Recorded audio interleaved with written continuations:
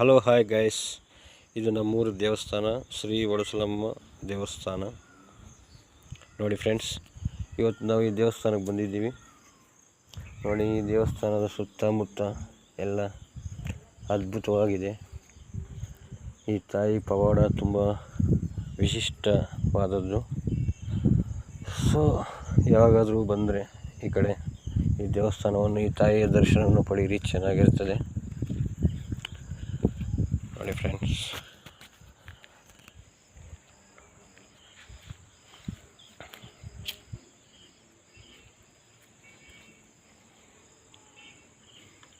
ಇದು ನಮ್ಮೂರಿ ಒಡಸಲಮ್ಮ ದೇವಿ